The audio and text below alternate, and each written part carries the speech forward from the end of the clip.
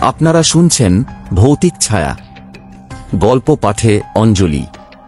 আপনাদের সম্পূর্ণ গল্পটি শোনার জন্য অনুরোধ রইল। গল্পটি শুনে ভালো বা খারাপ লাগলে কমেন্ট করে মতামত জানাবেন, আর হ্যাঁ, ছোট্ট একটা লাইক দিয়ে যাবেন, আর চ্যানেলটি সাবস্ক্রাইব করতে ভুলবেন না। আজকের গল্প পতিতা নারী। শীতের শেষ সন্ধ্যা, কলকাতার আকাশে হালকা কুয়াশা নেমে এসেছে। রাস্তার বাতিগুলোকে যেন সোনালি ধোঁয়ার আবরণে ঢেকে রেখেছে। গলি ঘুপচির ভেতর দিয়ে হেঁটে আসছে অভিজিৎ মুখার্জি, হাতে ছোট্ট একটা নোটবুক, গলায় ঝোলানো ক্যামেরা। সে জানে এই জায়গায় আসা তার জন্য ঝুঁকিপূর্ণ, কিন্তু সাংবাদিক হিসেবে সত্যের খোঁজে ঝুঁকি নিতে সে অভ্যস্ত। সোনাগাছির পুরনো একটা বাড়ির সামনে এসে থামল সে। বাড়িটা যেন অন্য সব বাড়ির চেয়ে বেশি ক্লান্ত। দেয়ালে রং খসে পড়েছে, জানালায় মরিচা ধরা গ্রিল, আর ভেতর থেকে ভেসে আসে মৃদু হারমোনিয়ামের সুর। দরজার সামনে দাঁড়ানো এক বয়স্ক মহিলা চোখ তুলে তাকালেন। আপনি কাকে চান? অভিজিৎ নরম গলায় বলল, আমি মাধবী সেনগুপ্তের সাথে দেখা করতে চাই। বয়স্ক মহিলার চোখে সন্দেহের ছায়া। আপনি সাংবাদিক? হ্যাঁ, কিন্তু আমি শুধু কথা বলতে চাই, তার গল্প শুনতে। কিছুক্ষণ নীরবতা, তারপর মহিলা ভেতরে ইশারা করলেন, উপরে যান, বাঁদিকের শেষ ঘর। অভিজিৎ ধীরে ধীরে কাঠের সিঁড়ি বেয়ে উঠতে লাগলো। প্রতিটি ধাপে সিঁড়ির কর্কট শব্দ যেন শূন্যতাকে ভেদ করছিল। করিডোরের বাতি ঝাপসা, দেওয়ালে ছায়া নাচছে। শেষ ঘরের দরজা আধ খোলা, ভেতরে মৃদু আলো। এক কোণে বসে আছে এক নারী, গাঢ় নীল শাড়ি, চুল খোলা, চোখে এক অদ্ভুত শূন্য দৃষ্টি। মাধবী সেনগুপ্ত। অভিজিৎ প্রথমবার তাকে দেখে থমকে গেল। তার মুখে সৌন্দর্যের রেখা আছে, কিন্তু তার চেয়েও বেশি আছে এক অদৃশ্য যন্ত্রণা, যা যেন বাতাসে মিশে আছে। মাধবী ধীরে ধীরে চোখ তুলে তাকালেন। আপনি কে? অভিজিৎ মুখার্জি। আমি আপনার অতীত জানতে চাই। মাধবী হালকা হাসলেন, তাতে ব্যঙ্গও ছিল, বিষাদও। অতীত? সাংবাদিকরা কি কখনো সত্যি কারো অতীত জানতে পারে, নাকি কেবল গল্প বানায়? অভিজিৎ নোটবুক খুলল না, শুধু বলল, আমি গল্প বানাতে চাই না, আমি সত্য জানতে চাই। এক মুহূর্ত নীরবতা, তারপর মাধবী জানালার দিকে তাকালেন, যেন বহু বছরের পুরনো দৃশ্য তার সামনে ভেসে উঠেছে। সত্য, সেটা এমন এক জিনিস যা যত গভীরে চাপা দাও ততই গন্ধ ছড়ায়। আপনি কি নিশ্চিত আপনি আমার সত্যটা শুনতে চান? অভিজিৎ মাথা নাড়ল। মাধবী চোখ বুজে বললেন, তাহলে শুরু করতে হবে 15 বছর আগের সেই রাত থেকে, যেদিন আমি প্রথমবার মরে গিয়েছিলাম। কক্ষের বাতাস যেন ভারী হয়ে গেল। বাইরে কুয়াশা ঘন হচ্ছে, আর অভিজিৎ অনুভব করলো সে এক এমন গল্পের দ্বার প্রান্তে দাঁড়িয়ে আছে যা কেবল খবরের কাগজের জন্য নয়, তার নিজের জীবনও বদলে দিতে পারে। মাধবীর কণ্ঠে এক অদ্ভুত ভার, যেন প্রতিটি শব্দের সঙ্গে বহু বছরের লুকানো ব্যথা জড়িয়ে আছে। 15 বছর আগের সেই রাত, সে বলতে শুরু করলো, চোখ যেন কুয়াশার ওপারে হারিয়ে গেছে। তখন মাধবীর বয়স মাত্র 17। উত্তর কলকাতার এক পুরনো বাড়িতে বাবা, মা আর ছোট ভাইয়ের সঙ্গে থাকতো। বাবা ছিলেন কলেজের বাংলা অধ্যাপক, সৎ, নীতিবান আর দরিদ্র। মায়ের হাতে ছিল সংসারের সুতোর বাঁধন। মাধবী তখন শহরের একটি নামকরা কলেজে পড়াশোনা করত। সাহিত্য তার প্রাণ, কবিতা তার নেশা। সে স্বপ্ন দেখত বড় লেখিকা হবে আর বাবা মায়ের অভাব ঘুচিয়ে দেবে। কিন্তু সেই স্বপ্ন ভেঙে গিয়েছিল এক শীতের রাতে। সেদিন সন্ধ্যায় কলেজের সাংস্কৃতিক অনুষ্ঠানে গিয়েছিল মাধবী। অনুষ্ঠান শেষে বাড়ি ফেরার পথে লক্ষ্য করল এক কালো রঙের গাড়ি তাকে অনুসরণ করছে। প্রথমে গুরুত্ব দিল না, কিন্তু গলির মোড়ে গাড়ি থেমে গেল আর দুজন অচেনা পুরুষ তার পথ আটকালো। মিস মাধবী সেনগুপ্ত, একজনের গলায় কটু কণ্ঠের ভদ্রতা। মাধবী ভয় পেলেও সাহস করে বলল, হ্যাঁ, কিন্তু আপনারা কারা?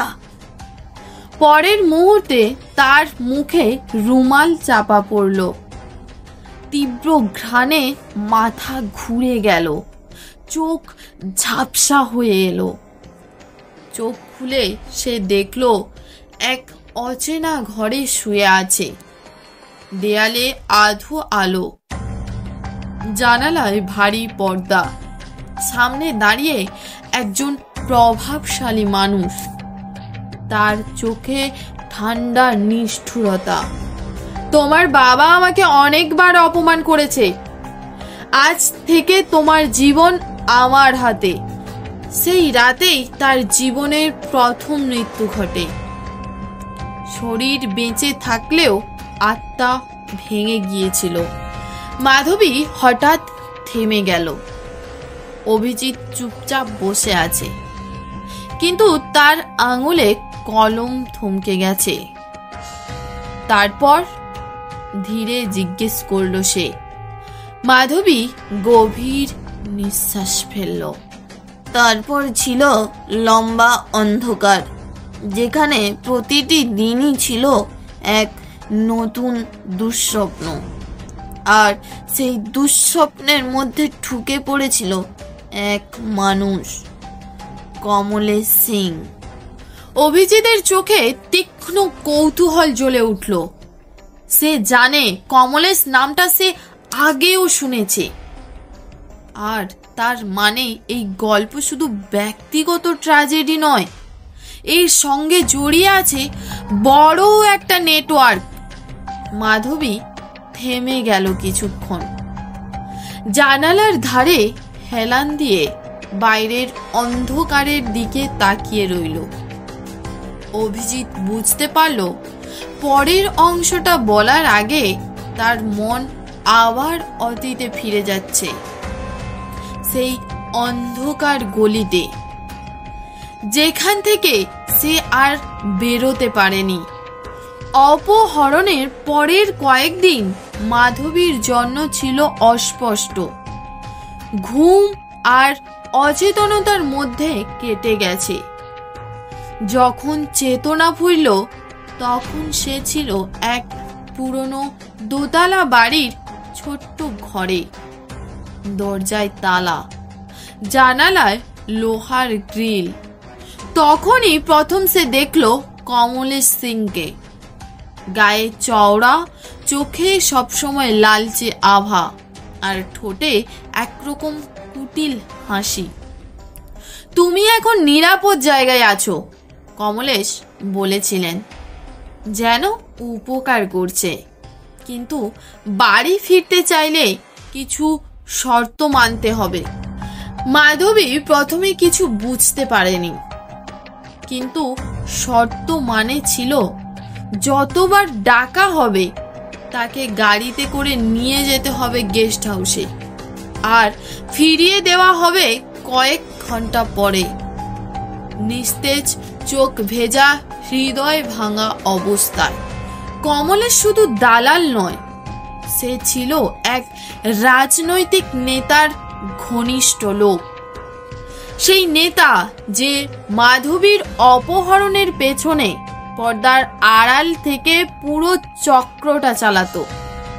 মাধবীকে প্রথমে কেবল মাঝে মাঝে ব্যবহার করা হতো, কিন্তু পরে তাকে পুরোপুরি পতিতাবৃত্তির দুনিয়ায় ঠেলে দেওয়া হলো। সে চেষ্টা করেছিল পালাতে, একবার জানালা দিয়ে লাফিয়ে গলিতে দৌড়েছিল, কিন্তু গলি শেষ হওয়ার আগেই দুজন লোক তাকে ধরে ফেলল।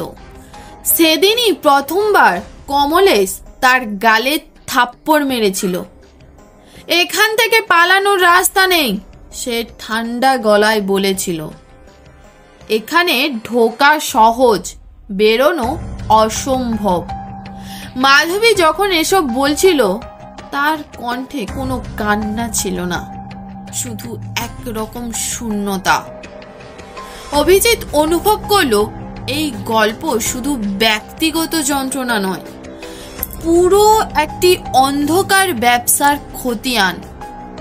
সে নোটবুকে লিখল, কমলেশ চাবিকাঠি, রাজনীতি, অপরাধ, যৌন ব্যবসা, তিনটে একসাথে জড়ানো। মাধবী হঠাৎ অভিজিতের দিকে তাকালো। তুমি কি ভেবেছ এই গল্প লিখে বাঁচবে? কমলেশ তোমাকে শেষ করে দেবে। অভিজিৎ ঠান্ডা গলায় বলল, সত্যের জন্য মরতে হলে আমি প্রস্তুত। মাধবীর ঠোঁটের কোণে হালকা হাসি ফুটল। এটা কি সম্মতির হাসি নাকি সতর্ক বার্তা? অভিজিৎ বুঝতে পারল না। শীতের ভোর, কলকাতার উত্তরের এক সরু গলিতে মানুষের ভিড় জমেছে। ভিড়ের মাঝখানে নর্দমার ধারে পড়ে আছে এক যুবকের মৃতদেহ, চোখ খোলা, মুখে আতঙ্কের ছাপ। ইন্সপেক্টর আরমান হক ঘটনাস্থলে এসে দাঁড়ালেন। লম্বা চেহারা, কড়া দৃষ্টি, আর হাতে চির চেনা কালো ডায়েরি। তিনি অভ্যস্ত অনেক রকম মৃত্যুর দৃশ্য দেখতে, কিন্তু এই মৃত্যুর মধ্যে কি অস্বাভাবিক ছিল? ময়না তদন্তের আগেই আরমান বুঝতে পারলেন, গলায় আঁচড়ের দাগ, হাতে ছেঁড়া কাপড়। এটা কোনো সাধারণ ছিনতাই নয়। এক কনস্টেবল এগিয়ে এসে বলল, স্যার, মৃতের নাম রাজীব ঘোষ, ছোটখাটো ব্যবসা করত। কিন্তু কিন্তু আরমান কটমট করে তাকালেন। তার ফোনে শেষ কল রেকর্ড হয়েছে এক মহিলার সাথে, নাম মাধবী সেনগুপ্ত। মাধবী নামটা শুনে আরমানের কপালে ভাঁজ পড়ল। এই নাম তিনি আগে শুনেছেন। সোনাগাছির কুখ্যাত পতিতালয়ে বসবাসকারী এক নারী, যার অতীত নিয়ে বহু গুজব আছে। মাধবীর ঠিকানা বের করো, তিনি ছোট্ট করে বললেন। দুপুরে আরমান সোনাগাছির সেই বাড়ির সামনে দাঁড়ালেন। সিঁড়ি বেয়ে উঠতে উঠতে তিনি শুনতে পেলেন ভেতরে কোথাও হারমোনিয়ামের সুর বাজছে। দরজায় নক করতেই ভেতর থেকে উত্তর এলো, ভিতরে আসুন। ঘরে ঢুকে আরমান প্রথমবার মাধবীকে দেখলেন। তার চোখে ছিল ঠান্ডা ক্লান্তি, কিন্তু সেই ক্লান্তির মধ্যে লুকিয়ে ছিল একরকম তীক্ষ্ণতা। আপনি কি রাজীব ঘোষকে চিনতেন? আরমান সরাসরি প্রশ্ন করলেন। মাধবী চোখ নামিয়ে ধীরে বলল, চিনতাম, কিন্তু সে এখন মৃত। তার সাথে আপনার শেষ কথা হয়েছিল গত রাতে। মাধবীর ঠোঁট কেঁপে উঠল। হয়েছিল, কারণ সে কিছু জানতো, আর যারা সত্য জানে তারা বেশি দিন বাঁচে না। আরমান এক মুহূর্ত চুপ করে তার দিকে তাকিয়ে রইলেন। এই নারী কেবল একটি সূত্র নয়, তিনিই হয়তো পুরো রহস্যের কেন্দ্রবিন্দু। রাত 9:30। কলকাতার ব্যস্ত রাস্তা তখন ধীরে ধীরে ফাঁকা হতে শুরু করেছে। অভিজিৎ তার মোটর বাইক নিয়ে সুবর্ণার বাড়ির সামনে এসে থামল। সুবর্ণা দত্ত, মাধবীর শৈশবের বান্ধবী, এখন একজন সমাজকর্মী। অভিজিৎ ভেতরে ঢুকেই বলল, আমাদের হাতে প্রমাণ লাগবে, না হলে কমলেশ আর তার পেছনের লোকদের ধরা যাবে না। সুবর্ণা গম্ভীর মুখে মাথা নাড়ল। মাধবী একবার বলেছিল তার বাবা মারা যাওয়ার আগে একটা চিঠি রেখে গিয়েছিলেন। চিঠিটা হয়তো সবকিছু খুলে দিতে পারে। চিঠি কোথায়? তার পুরনো বাড়িতে, যেটা এখন তালা বন্ধ। রাত 10টায় তারা পৌঁছালো উত্তর কলকাতার সেই পুরনো অন্ধকার গলির বাড়িতে। একসময় হাসি আনন্দে ভরা বাড়ি এখন যেন শুধু অতীতের দুঃখ বয়ে বেড়াচ্ছে। দরজা ভাঙা, জানালা বন্ধ, আর ভেতরে ধুলোর স্তর। টর্চের আলোয় তারা ঘর খুঁজতে লাগলো। হঠাৎ সুবর্ণা থেমে গেল। দেখো, আলমারির নিচে কিছু আছে। অভিজিৎ ঝুঁকে দেখল একটা মরচে ধরা লোহার বাক্স। তালা নেই, কিন্তু ঢাকনাটা আটকে গেছে। একটু জোর দিতেই খুলে গেল।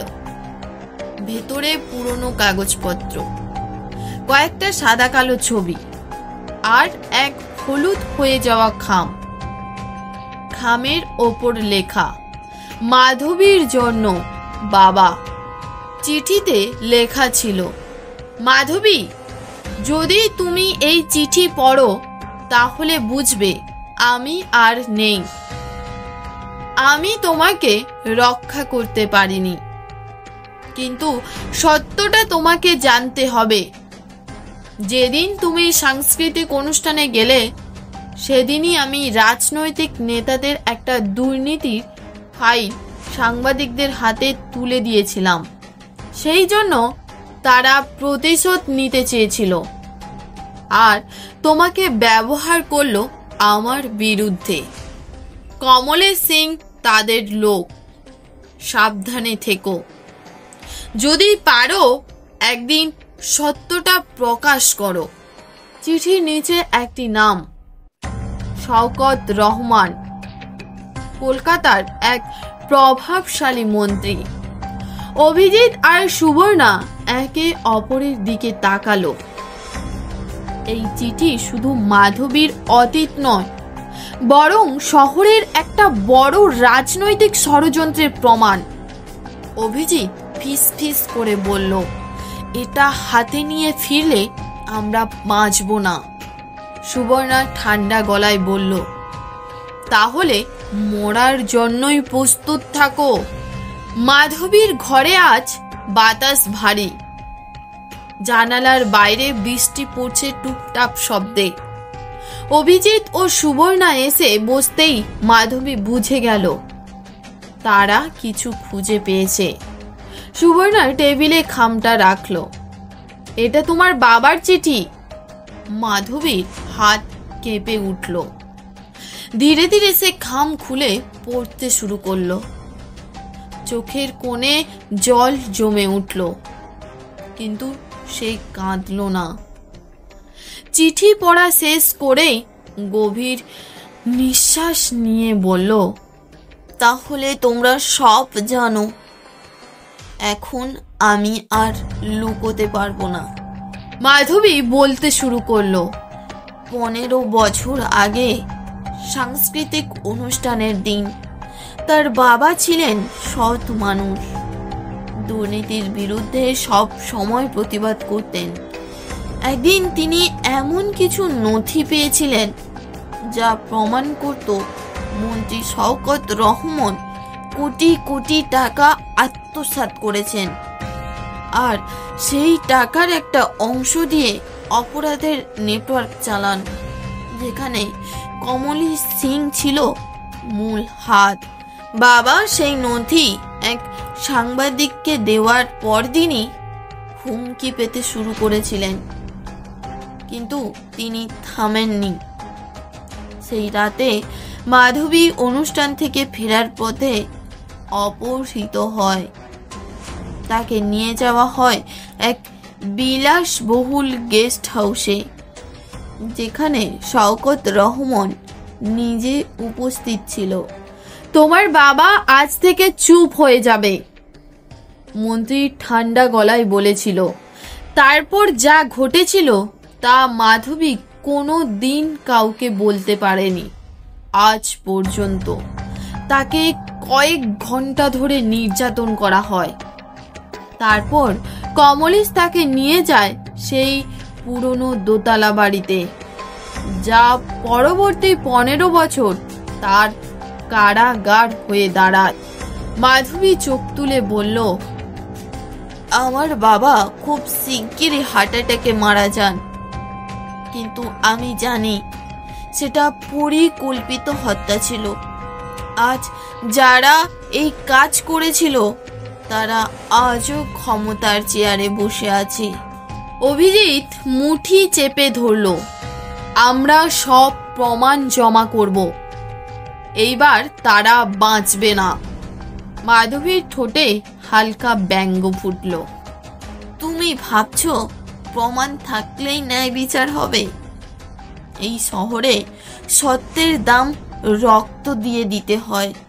বৃষ্টির শব্দ যেন আরো জোরে বাড়ল, আর ঘরের ভেতরে তৈরি হলো এক অদৃশ্য যুদ্ধের উত্তেজনা, যেখানে একদিকে সত্য আরেকদিকে ক্ষমতা। রাত 2টো। অভিজিৎ তার ছোট্ট ভাড়ার ঘরে বসে ল্যাপটপের পর্দায় চিঠির স্ক্যান করা কপি আর নথিগুলো সাজাচ্ছে। পরের দিনের প্রথম পাতায় প্রকাশ করার জন্য রিপোর্ট প্রস্তুত হচ্ছে। প্রতিটি লাইনে যেন ছুরি শওকত রহমান, কমলেশ সিং আর পুরো অপরাধ চক্রের কুকীর্তি স্পষ্ট করে লেখা। হঠাৎ দরজায় ঠক ঠক শব্দ। এই সময় কে? অভিজিৎ গলা নামিয়ে বলল। উত্তর এলো না, কিন্তু দরজা হঠাৎ জোরে ধাক্কা খেলো। 4 জন লোক ভেতরে ঢুকে পড়ল। চোখে নিষ্ঠুরতা, হাতে লোহার রড। তুমি ভেবেছো আমাদের নাম ছাপাবে? একজন গর্জে উঠল। অভিজিৎ কিছু বলার আগেই ঘুষি এসে পড়ল মুখে, কিন্তু সে ল্যাপটপটা আঁকড়ে ধরে রেখেছে, যেন এটা শুধু যন্ত্র নয়, তার অস্ত্র। একই সময়ে সোনাগাছির ঘরে মাধবী জানালার ধারে দাঁড়িয়ে আছে। বাইরে কুয়াশা, কিন্তু তার মনে যেন এক অদ্ভুত স্বচ্ছতা। সে জানে আজ হয়তো তার শেষ রাত, কিন্তু সে ঠিক করেছে এবার পালাবে না। ডয়ারের ভেতর থেকে সে একটা পুরনো রিভলভার বের করলো। এটা ছিল তার বাবার, যেটা সে এত বছর লুকিয়ে রেখেছিল। অভিজিৎকে মারধর করে লোকগুলো যখন ল্যাপটপ নিয়ে পালাতে যাচ্ছিল, তখন দরজায় গুলি ছুটল। সবাই চমকে ঘুরে তাকালো। দরজায় দাঁড়িয়ে মাধবী, হাতে রিভলভার, চোখে আগুন। ল্যাপটপটা রেখে যাও। তার গলা ঠান্ডা, কিন্তু প্রাণঘাতী। লোকগুলো প্রথমে হাসলো, কিন্তু দ্বিতীয় গুলির শব্দ শুনে পিছু হটতে লাগলো। অভিজিৎ সুযোগ নিয়ে ল্যাপটপটাকে ব্যাগে ভরে ফেলল। মাধবী বলল, চলো, আজই এই নথি বাইরে যাবে। দুজনে মোটর বাইকে চেপে রাতের ফাঁকা রাস্তা পেরিয়ে সংবাদপত্র অফিসের দিকে ছুটল। কিন্তু পেছনে এক কালো গাড়ি ধাওয়া করছে।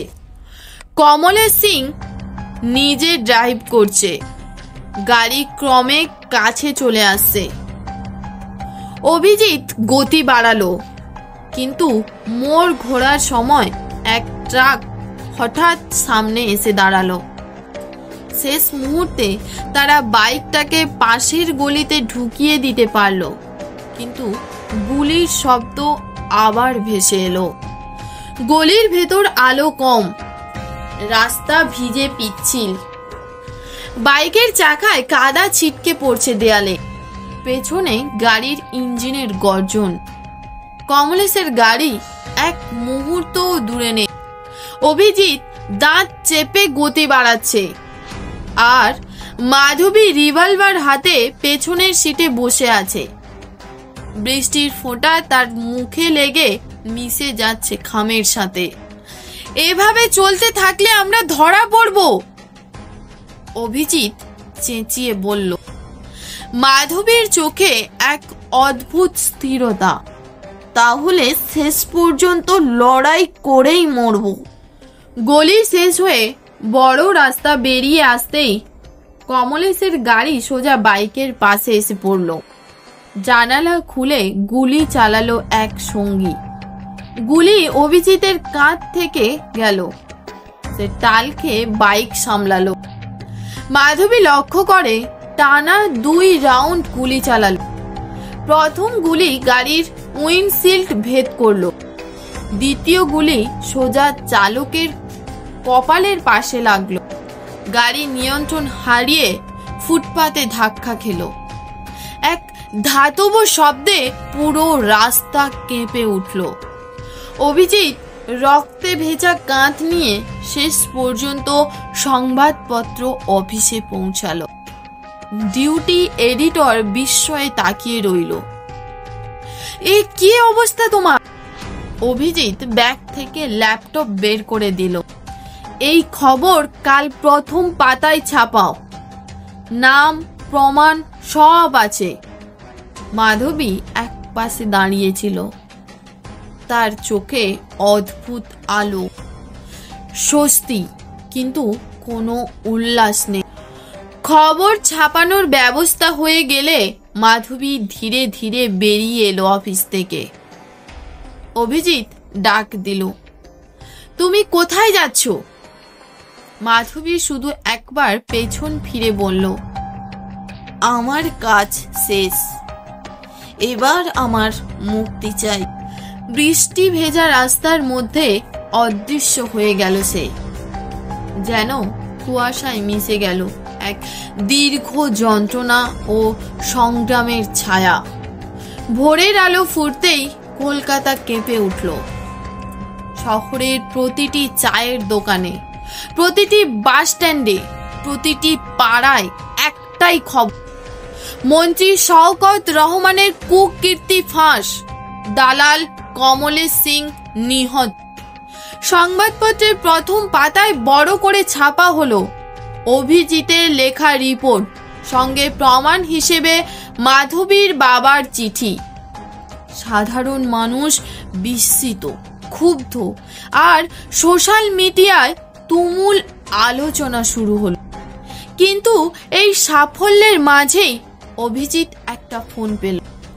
সাবেক পতিতালয়ের ঘরে একজন মহিলার লাশ পাওয়া গেছে।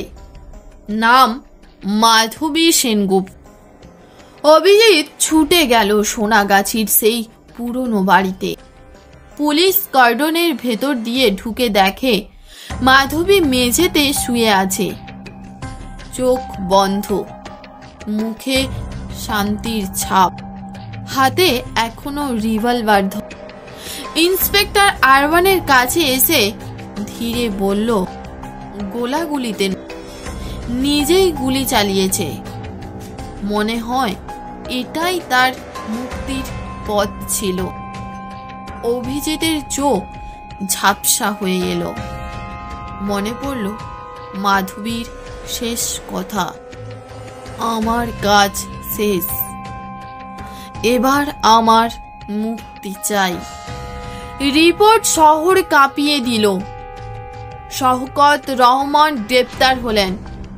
রাজনৈতিক অঙ্গন নড়ে উঠল। কিন্তু অভিজিৎ জানে এই বিজয়ের মূলে রয়েছে এক নারীর ত্যাগ, যার নাম হয়তো কাগজে কেবল ভুক্তভোগী হিসেবে লেখা হবে, কিন্তু বাস্তবে সেই ছিল যোদ্ধা।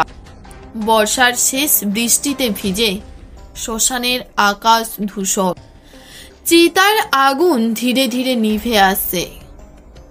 অভিজিৎ ভিজে কাগজের এক কপি মাধবীর চিতার পাশে রাখল। প্রথম পাতায় তার বাবার চিঠি আর সত্যের গল্প ছাপা আছে। বাতাসে ধোঁয়া মিশে যাচ্ছে কুয়াশার সাথে, আর সেই ধোঁয়ার ভেতরে যেন ভেসে আসছে মাধবীর কণ্ঠ। যত গভীরে চাপা দাও ততই গন্ধ ছড়ায়। এভাবেই পতিতা নারী গল্পের শেষ হয়। এক নারীর যন্ত্রণা, লড়াই আর সত্যের জন্য আত্মত্যাগের কাহিনী, যা সমাজের আড়ালে লুকানো হাজারো গল্পের প্রতীক।